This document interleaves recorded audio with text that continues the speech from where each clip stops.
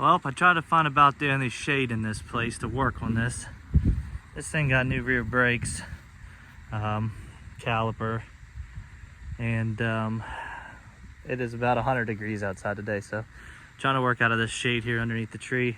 Also put fuel filters on this truck. It's got like an old style fast pump on it, so finish up on that and then we'll move on to some other projects. Well, found the tiniest little leak in this tire here. Everybody's gonna say, oh, it's got 10 plies on it, put 14 ply and you won't have that problem. That's why there's 14 ply on this trailer. I just like to try to wear out these factory tires as much as possible because this is what this trailer came with when I bought it brand new. Remember, this is a 2023. This is a 2023. So I'm gonna try and patch this tire, plug this tire real quick. Just gotta use this trailer tomorrow. Super light load tomorrow. I think like 2,700 pounds or so. So go ahead and pull this forward because it's up top here somewhere. You can hear it up here. I'm trying to pull it forward there so I can get a plug in it. Up here it is, Sunday, almost 9 o'clock.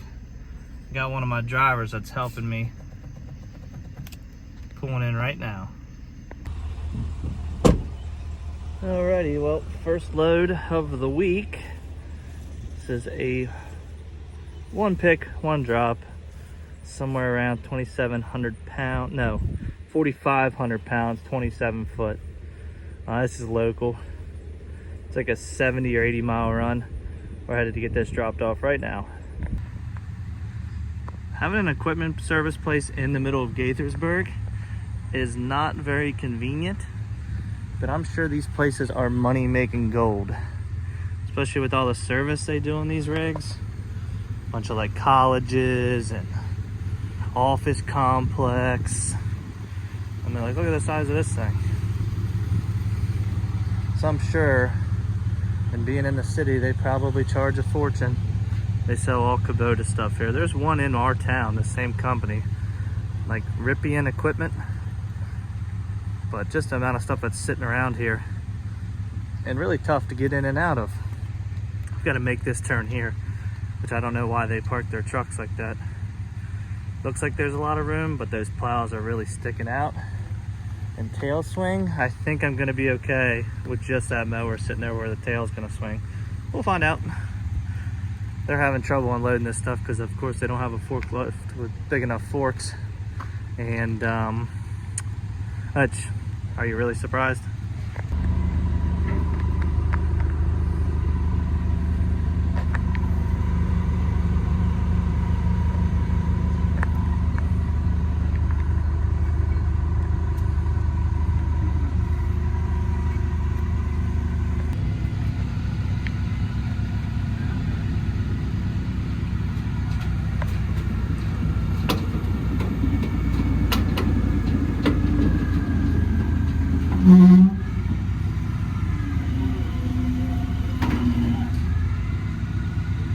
Sketchy, sketchy.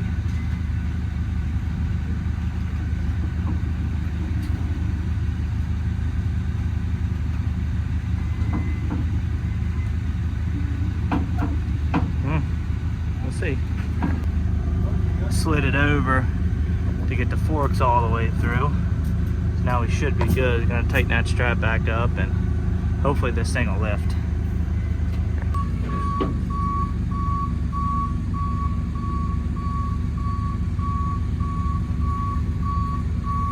Oh, it's nice that guy's moving those plows for me so I can get out.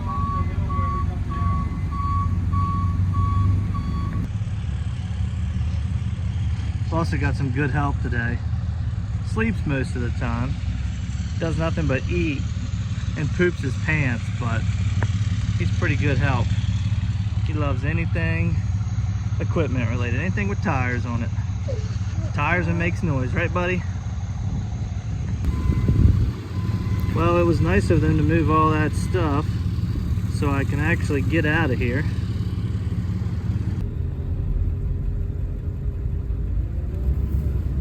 Screw those cones, man. We don't need them. We don't, oh, he's got one stuck underneath of him.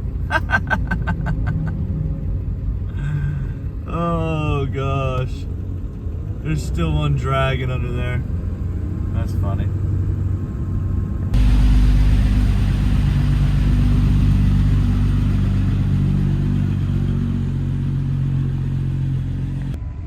Alright, well, since we're sitting in dead stop traffic, we're doing that blasting on 78. I think it's in New Jersey or PA, right at the border somewhere there. So they shut the road down while they blast, and then if any debris gets on the road, they clean it, and then they open traffic back up. So I assume that's what they're doing here, because I'm right, unless someone crashed in the construction zone. But we're dead stopped waiting. So I picked up that it was be like a I think it's a 1940 Chevrolet. That goes to Minnesota, and then the M5 that I have in the back of the trailer, that goes to Michigan. And I picked both of those up from my buddy Daryl, who owns HD Transport. We pass each other work on and off and whatnot. So he asked if I was free, and I said yeah. He said he had a run for me. So I talked to him last week about this and told him I'd get it done this week. So we're headed out to Minnesota with 2 cars out, and then picking up some parts for him on the way back, like an hour away from where we drop off. He's got a couple drivers. They all did Monterey Car Week, so I think they're taking a little time off. And since they had a long 2 weeks.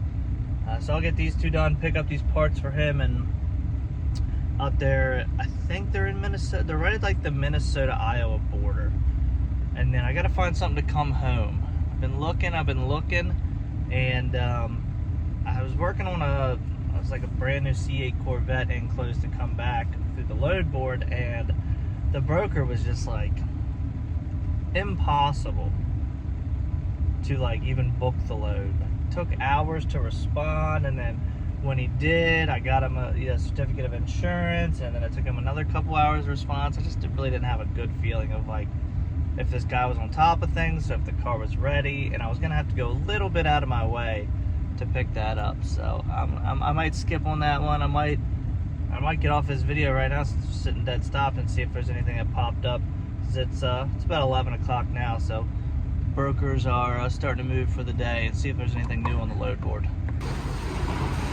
I'll tell you one thing, we're running across 80 through Pennsylvania, and fuel is 50 or so cents a gallon more expensive than at home. It was like $4.19 at home.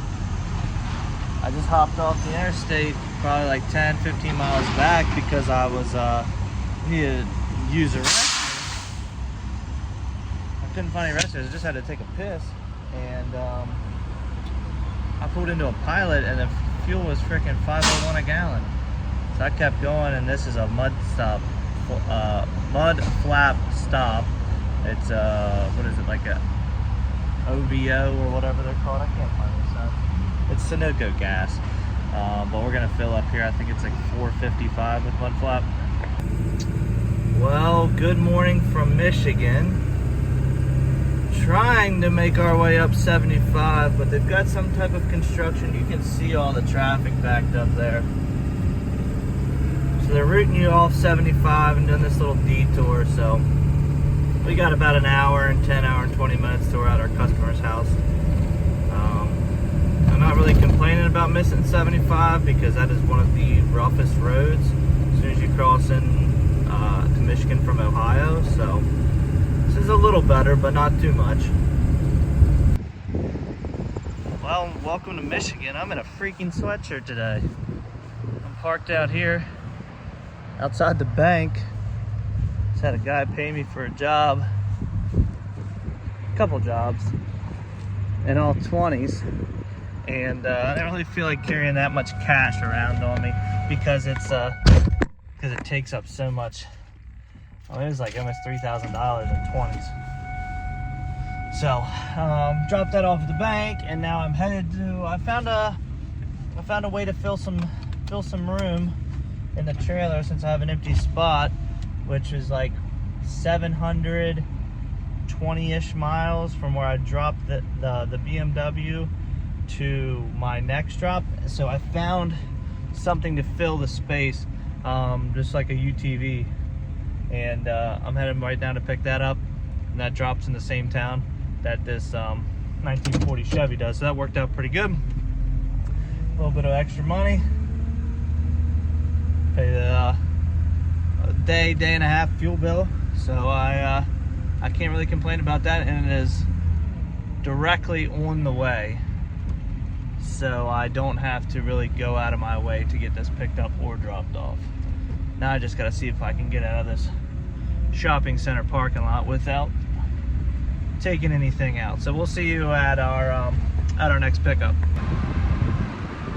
What's crazy when you get up into Michigan is the axle weight laws and the gross vehicle weight laws up here. You see these Michigan trucks with, you know, so many axles, 10, 12 axle trucks. They can gross like 150 some thousand pounds. Kind of crazy to see in person. So when you like really get into Michigan, like every other truck is one of those. I'm trying to find my fuel card. I'm here at the Loves, and hey Siri, what town am I in? Bartello, Marshall, Michigan is where I am. I'm making my way across here to Michigan City. If you remember, I was just in Michigan City last week. Never been to Michigan City in my life. Now I'm gonna be there in back-to-back weeks.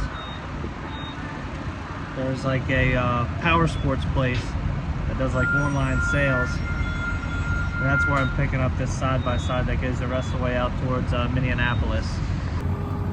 Well, nothing like being given the wrong address, so we had to kind of back into this public fishing access. Just walked up to these two houses here because that's where the address is. And I finally called the lady and she says it's like another 2 miles down that road. Gave me a different address, so see if we can't get over there.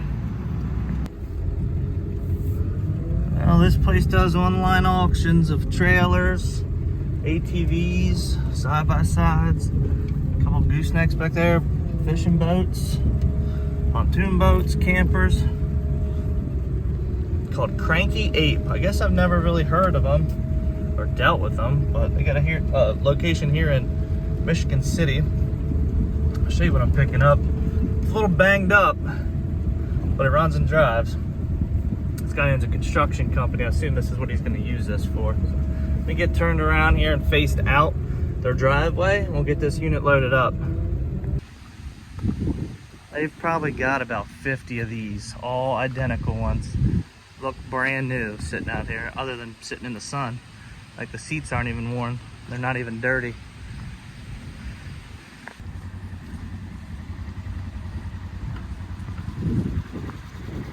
Now this thing is a little banged up. It's like something fell on top of it or somebody rolled this thing.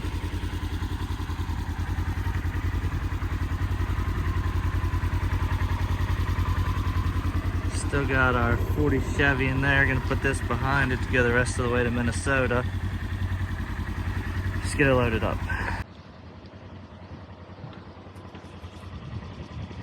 Now this thing is a little banged up. It's like something fell on top of it or somebody rolled this thing.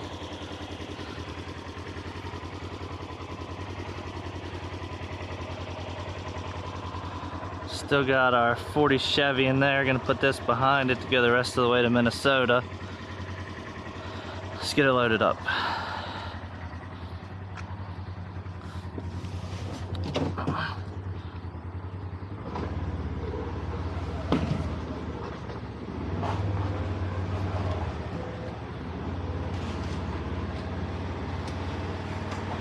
Guess I want to put this on the rail.